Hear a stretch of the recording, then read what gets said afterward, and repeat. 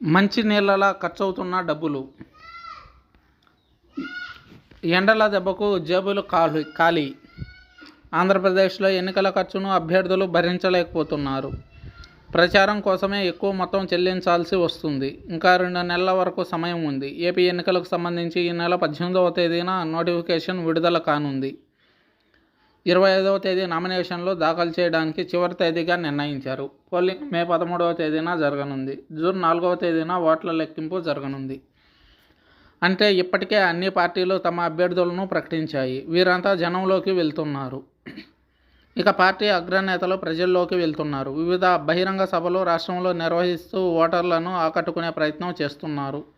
మీటింగుకు రావాలంటే ఏ రాజకీయ పార్టీ అయినా సరే ప్రచారంలో అభ్యర్థితో పాల్గొనాలన్న బీరు, బిర్యానీతో పాటు మజ్జిగ, సర్బత్ లాంటివి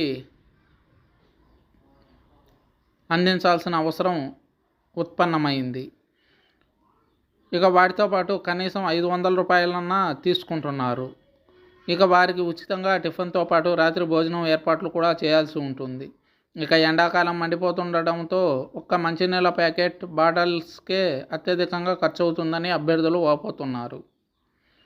తిరుగుతున్న అభ్యర్థుల్లో సొమ్మసిల్లి రోడ్లపై పడిపోతున్న వాళ్లే అధికంగా ఉన్నారు. ఎన్నడూ లేని విధంగా ఉష్ణోగ్రతలు పెరిగిపోవడంతో మంచినీళ్ళ కోసం అధికంగా ఖర్చు చేయాల్సి వస్తుంది.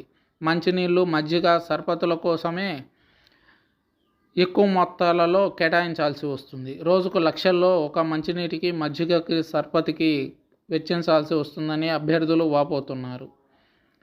వాటర్ బాటిల్స్ కంటే మజ్జిగ ఇప్పుడు ఎక్కువ ఖర్చు అయిపోతున్నాయని, ఎండాకాలం కావడంతో చల్లని బీరు బాటిల్స్ కోసం కూడా కార్యకర్తలు ఎగబడుతుండడంతో మరింత ఖర్చు అవుతుందని చెబుతున్నారు. వైసీపీ అధినేత జగన్ ఈ నెల 27వ తేదీ నుంచి ఇడుపులపై నుంచి ఇచ్చాపురం వరకు బస్సు యాత్ర ప్రారంభించారు. మేమంతా సిద్ధం పేరిట ఈ యాత్ర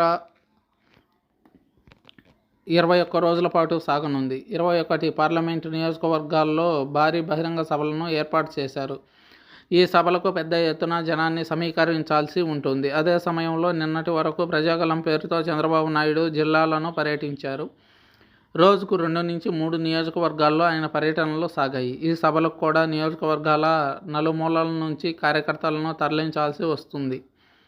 ఇది అసలు ఖర్చుతో పాటు కొసరు ఖర్చు అని నేతలు వాపోతున్నారు. జనసేన అధినేత పవన్ కళ్యాణ్ ప్రస్తుతం పిఠాపురం నియోజకవర్గంలో పర్యటిస్తున్న విషయం తెలిసిందే. అయితే పవన్ కళ్యాణ్ ఇందుకు భిన్నంగా ఎటువంటి మద్యము, బీరు, బిర్యానీ లాంటివి ప్రొవైడ్ చేయకుండానే కార్యకర్తలు, అభిమానులు ర్యాలీలో పాల్గొంటున్నారు. చూడాలి పవన్ కళ్యాణ్ విజయం రాష్ట్ర రాజకీయాలపై ఏ మేరకు ప్రభావాన్ని చూపిస్తుందో.